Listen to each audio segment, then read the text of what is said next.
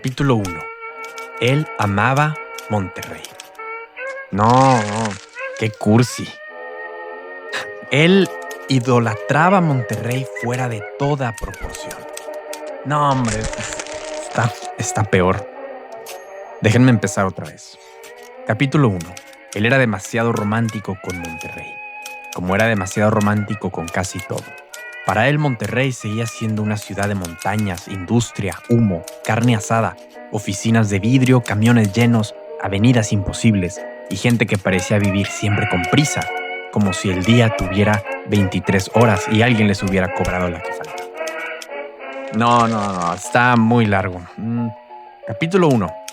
Él amaba Monterrey porque era una ciudad seria, una ciudad que no presumía delicadeza, ni encanto colonial, ni esa belleza fácil que se deja fotografiar sin esfuerzo.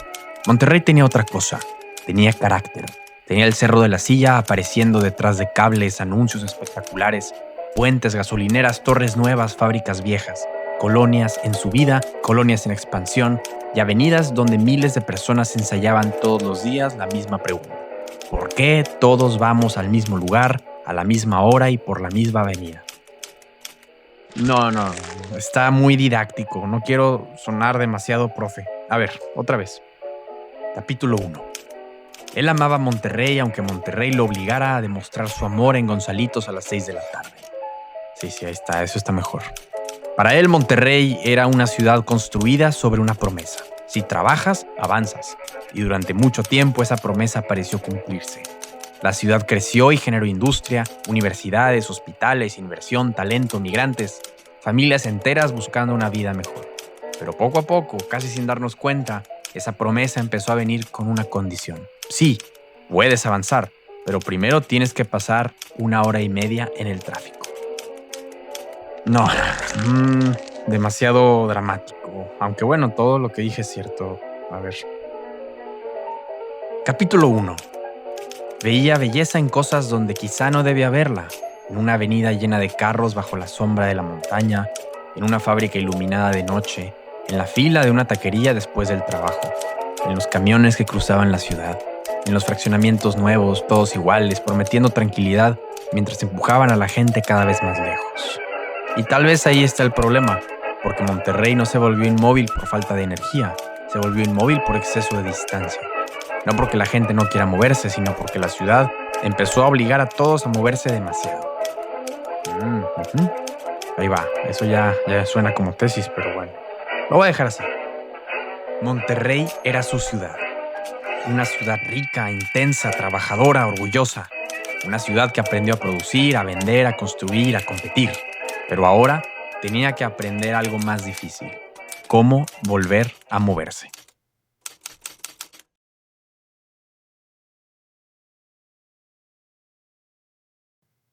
Monterrey es una de las ciudades más productivas de México. Produce acero, cerveza, vidrio, cemento, servicios y una cultura empresarial que se volvió famosa dentro y fuera del país. Durante décadas, Monterrey fue símbolo de trabajo, industria y movilidad social, pero hay una escena que hoy también define a la ciudad.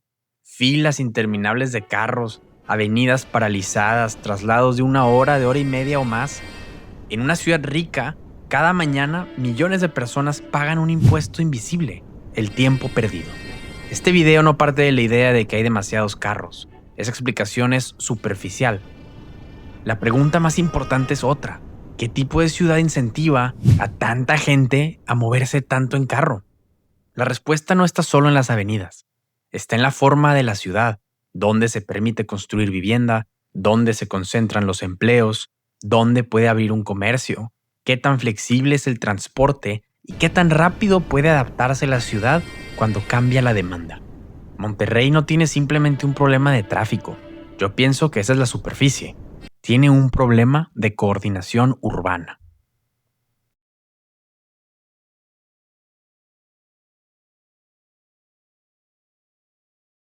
El crecimiento urbano no es malo en sí mismo. La ciudad que crece suele ser una ciudad que atrae gente, inversión, empleos. El problema aparece cuando la ciudad crece de una manera que separa cada vez más la vivienda, el trabajo, el comercio y los servicios. El Plan Municipal de Desarrollo de Monterrey para el periodo 2024 a 2027 reconoce un dato clave. Entre 1990 y 2020, la mancha urbana de Monterrey creció 2.8 veces, mientras que la población se duplicó.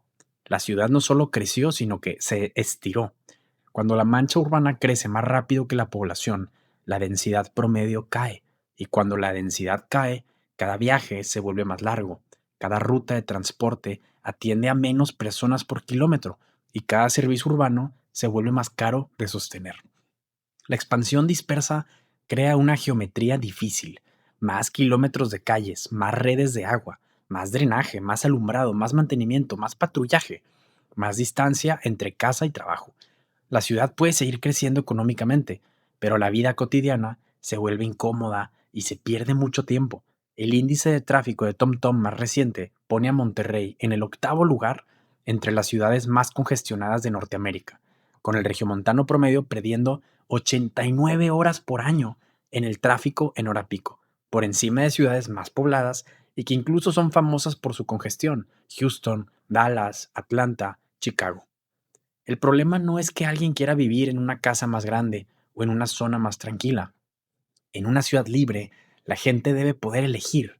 El problema es cuando muchas reglas empujan artificialmente la oferta de vivienda hacia la periferia y hacen demasiado difícil construir más cerca de donde la gente quiere estar.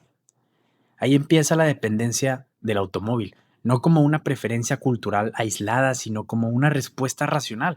Si tu casa está lejos del trabajo, si el comercio está lejos de la colonia, si la escuela está lejos de la casa, si el transporte público es ineficiente, es lento, incierto, el carro deja de ser un lujo y se vuelve una defensa personal contra una ciudad mal conectada. Decir que Monterrey tiene tráfico porque hay muchos carros es como decir que alguien tiene calentura porque su temperatura subió. Es cierto, pero no explica la enfermedad. El tráfico es una consecuencia acumulada, es resultado de un círculo vicioso, como la expansión de la oferta de vivienda en las zonas más demandadas, es decir, donde las rentas son más altas, no es tan flexible como podría ser de manera natural.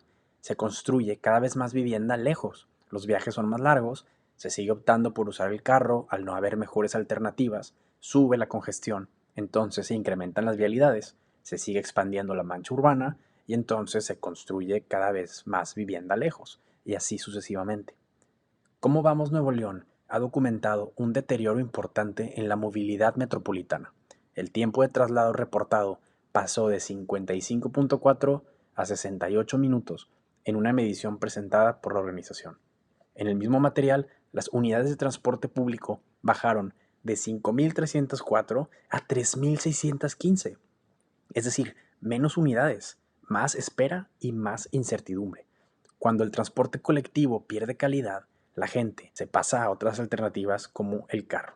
Un fact sheet de TUMI para Monterrey reporta una distribución modal donde el automóvil privado representa 46% de los viajes, el transporte público solamente 20% y caminar 19%.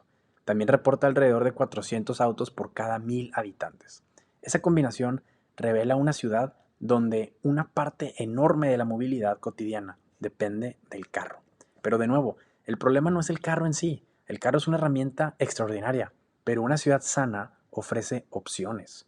Caminar para viajes cortos, el transporte frecuente para corredores de alta demanda, bicicleta o micromovilidad donde las distancias lo permiten. El problema de Monterrey es que hay demasiados viajes distintos que terminan compitiendo por la misma solución en una avenida saturada. El concepto de orden espontáneo es contraintuitivo y es difícil de entender justamente porque estamos acostumbrados a que todo lo que tiene orden tiene que ser planeado y tiene que haber sido diseñado por alguien. Casi todo lo que vemos fue diseñado por alguien, pero no todo. Los lenguajes, los mercados, las ciudades son resultado de decisiones libres de mucha gente y esa aglomeración de personas conviviendo y transaccionando y viviendo en un lugar forman algo que parece orden. Y aunque hay planificadores urbanos que pueden diseñar las calles y pueden fraccionar y pueden crear reglas y demás, no quiere decir que todo el resultado urbano es planeado. Entonces, repensar lo que es la ciudad es fundamental para de verdad entender la raíz de los problemas urbanos y cuáles son las vías a tratarlos. No a curarlos, no a solucionarlos, sino a tratarlos y ponerles algo de orden, pero dejando que la ciudad evolucione como la gente que habita ahí también evoluciona. Si les interesa aprender más sobre lo que es un orden espontáneo y por qué las ciudades son órdenes espontáneos, no olviden escuchar el episodio 3 de mi podcast. La reacción más común ante el tráfico es pedir más carriles. Es lo normal, es lo que parece más lógico. Y en algunos casos, una hora vial puede resolver un cuello de botella específico. Pero como estrategia general, construir más capacidad para los carros no resuelve el problema de fondo si la ciudad sigue produciendo viajes largos. El economista Gilles Duranton y el urbanista Matthew Turner estudiaron ciudades de Estados Unidos y formularon lo que llamaron la ley fundamental de la congestión vial. Cuando aumentan los kilómetros carril de autopistas urbanas, aumentan también los kilómetros recorridos por vehículos. Suena obvio. En otras palabras, más capacidad vial tiende a atraer más viajes. Esto no significa que nunca deban construirse vialidades. Significa que si la estructura urbana obliga a vivir lejos, trabajar lejos y hacer cada actividad en coche, cada nuevo carril compra alivio temporal y después permite más distancia. La pregunta no debe ser solamente ¿cómo movemos más carros? La pregunta debe ser ¿por qué necesitamos tantos viajes largos en carro para vivir una vida normal? Si Monterrey responde al tráfico solamente con más pasos a desnivel y más carriles, puede terminar reforzando el patrón que produce el problema. Una ciudad extendida, con una mancha urbana larga y plana, exige más vialidades, obviamente, pero más vialidades facilitan más expansión, y más expansión produce y más viajes vuelven a llenar las vialidades, y así sucesivamente. La salida no es castigar al automovilista. La salida es permitir una ciudad donde no todo viaje tenga que convertirse en un viaje largo en carro. Entonces, ¿qué se puede hacer? La respuesta no tiene que ser más prohibiciones, más decretos, más multas o más reglas. Todo esto luego tiene consecuencias no deseadas que exigen luego también más regulación y más reglas y más multas. Y volvemos a caer en los mismos círculos viciosos que nos metieron a este problema. Muchas de las soluciones más importantes son reformas de libertad urbana, permitir que la ciudad se adapte. Entonces, la primera solución puede ser permitir más vivienda donde ya hay demanda. Suena muy obvio, pero a la hora de que nos enfrentamos al problema, no tomamos las decisiones que van por ahí. Si muchas personas quieren vivir cerca de los empleos, de las universidades, del comercio o de las estaciones de transporte, la respuesta no debe ser congelar esas zonas. Al contrario, tenemos que permitir que se construyan más departamentos, que haya más vivienda de densidad media, vivienda sobre comercio, reconversión de edificios subutilizados, crecimiento incremental. Todo esto es permitir que la gente construya más y adapte la vivienda que ya está. Y dejar que la gente libremente decida dónde quiere vivir. Aunque sea un departamento muy chiquito, aunque esté arriba de un comercio, no importa. Si existe y hay quien quiera vivir ahí, ¿por qué no dejarlos? No se trata tampoco de que quiero que se llene toda la ciudad de rascacielos. No, yo no tengo una visión definida de una utopía de cómo la ciudad debería de ser. Al contrario, lo que yo quiero es que sea libre y que la ciudad evolucione y refleje lo que la gente quiere. Se trata de permitir que muchas zonas crezcan un poco, en vez de obligar a la metrópoli a crecer siempre hacia afuera. Tampoco queremos eso, ¿no? La segunda solución, permitir usos mixtos de baja molestia. O sea, tiendas de barrio, cafés, consultorios, guarderías, los pequeños talleres, las oficinas ligeras y la vivienda sobre el comercio. Cuando la ciudad permite que más actividades cotidianas estén cerca de la gente, muchos de los viajes desaparecen. La tercera solución, como lo dije en mi otro video, podría ser eliminar los mínimos de estacionamiento. La verdad es que es una regla redundante. Si se necesitan lugares de estacionamiento, los constructores, la inmobiliaria los va a proveer. No es necesaria la regla. Y donde no se necesitarían los estacionamientos, se está obligando a dedicarle un pedazo de tierra a eso, cuando tal vez no es necesario. Y esto no significa tampoco prohibir estacionamientos. No se trata de atacar y de castigar a los que tienen carro. Simplemente es dejar de obligar a todos los proyectos a construir los cajones aunque no los necesiten. Donald Shoup mostró que los requisitos mínimos de estacionamiento encarecen proyectos, consumen suelo valioso y empujan la ciudad hacia el automóvil. Y tenemos muchísima evidencia de que esto sigue produciendo el círculo vicioso que nos tiene el problema en el que estamos. La cuarta solución es seguir abriendo más espacio al transporte colectivo flexible. Monterrey claramente necesita transporte colectivo, transporte masivo en los corredores de alta demanda, pero también necesita los servicios intermedios para viajes más cortos, vans, los shuttles empresariales compartidos, transporte bajo demanda como Uber o Didi, integración de pagos, información pública disponible y competencia por calidad. Hay ciudades que ya tienen servicios de transporte bajo demanda con piloto automático, con inteligencia artificial. Allá va el futuro, para allá vamos. Espero que Monterrey esté listo para adaptarse de manera rápida a esos servicios que son un intermedio entre el carro y el transporte colectivo. El transporte colectivo no tiene que venir desde el gobierno. Estamos ciclados con esa idea.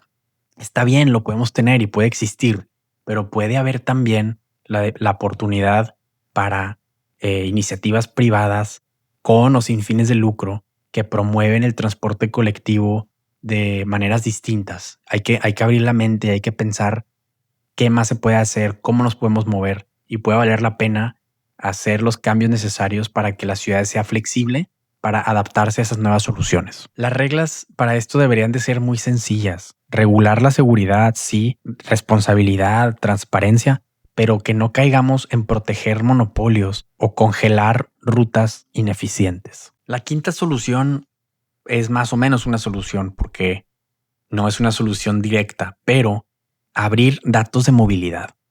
Un estudio sobre la accesibilidad urbana en Monterrey señaló que no pudo considerar transporte público porque requería datos que no estaban disponibles para las áreas analizadas. Sin datos abiertos de rutas, de frecuencias, de tiempos, de permisos y demanda, la ciudad intenta resolver el tráfico con los ojos medio cerrados. Entonces es muy importante que las instituciones relacionadas al problema del tráfico intenten publicar la mayor cantidad de datos posibles para que muchas mentes podamos meternos a investigar y encontrar posibles soluciones más específicas a la problemática de la congestión. Podemos utilizar también herramientas de las aplicaciones como Google Maps o Waze que seguramente pueden generar bases y bases de datos útiles para nosotros entender mucho mejor las problemáticas de nuestra ciudad. La sexta solución puede ser también mejorar la conectividad local. ¿A qué me refiero?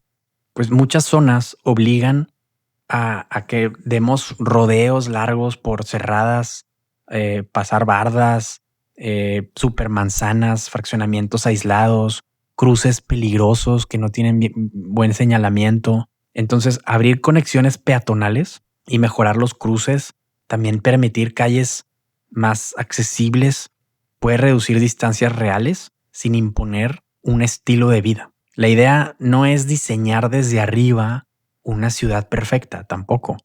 La idea es quitar obstáculos para que la gente de la ciudad aprenda, para que la ciudad misma, como este orden espontáneo que es, aprenda que donde hay demanda pueda haber vivienda, que donde hay gente pueda haber comercio, que donde hay necesidad de transporte pueda haber entrada rápida y fácil, y que los precios nos digan la verdad, que los precios de mercado de las cosas que consumimos, que de la vivienda y del transporte, del uso de las calles, nos comuniquen realmente la escasez relativa, ¿sí? Para que la vida urbana pueda adaptarse. Monterrey siendo una ciudad exitosa, dinámica, en crecimiento y atractiva para tanta gente, no tiene que escoger entre la prosperidad y la movilidad. Ese es un falso dilema, incluso no son mutuamente excluyentes. Es más, al contrario, realmente la prosperidad real, el desarrollo económico real debería de incluir también la movilidad, la flexibilidad, las opciones para movernos en la ciudad. El problema no es que la ciudad sea rica y que como genera tanto empleo viene mucha gente y somos muchos y no cabemos y el tráfico. No, el problema es que la riqueza, el empleo, la vivienda no están coordinando bien en el espacio físico, ¿no? Y para eso necesitamos que la ciudad sea más flexible, que las reglas sean más claras, más justas, más transparentes, que se permita adaptarse con los incentivos que cada uno tiene. Por eso, el tráfico no se entiende solamente viendo cómo está Gonzalitos y ya, ¿no? O viendo en Google Maps cuánto vas a hacer de tu casa al trabajo. Se entiende mirando la ciudad completa, el problema completo. ¿Dónde estamos dejando de permitir que se construya? ¿Qué usos de espacios permitimos y cuáles no? ¿Cuánto estacionamiento exigimos? ¿Qué transporte dejamos de operar? ¿Qué datos abrimos? ¿Y qué tan rápido puede adaptarse la oferta urbana a la demanda real de las personas? Es decir, qué tan resiliente es el mercado inmobiliario. Una ciudad libre no es una ciudad sin reglas. Mucha gente que ve mis videos luego cree que no quiero que haya reglas para nada. Al contrario, quiero reglas buenas, quiero buenas instituciones sólidas. Es una ciudad, la ciudad libre, donde las reglas justo permiten la adaptación y la respuesta a la información que producen los precios de mercado. Y así las decisiones humanas, las decisiones que tomamos nosotros día con día, con cómo nos relacionamos con la ciudad, están bien informadas y no estamos con los ojos tapados porque no permitimos que el sistema de precios nos informe. Si Monterrey quiere moverse otra vez, rápido, fácil, dinámico, no basta con mover más carros. Tiene que permitir que más personas vivan cerca de donde ocurre la vida, que sea una ciudad policéntrica también. La ciudad que se hizo rica no está condenada a quedarse inmóvil, pero para moverse mejor, primero tiene que dejar de aplanarse contra su propia gente. Pues muchas gracias por estar hasta acá, por llegar hasta el final. Es un video corto para el gran problema que es este. Les dejo las fuentes por si quieren seguir leyendo más a fondo. Déjenme en los comentarios su opinión, por favor, la valoro muchísimo. Y si les gustó, consideren suscribirse para que yo pueda seguir produciendo estos videos cada vez más largos, tal vez cada vez más profundos, para yo también poder buscar y encontrar los materiales para hacer investigaciones cada vez más profundas y compartirlas con ustedes. Gracias, hasta luego.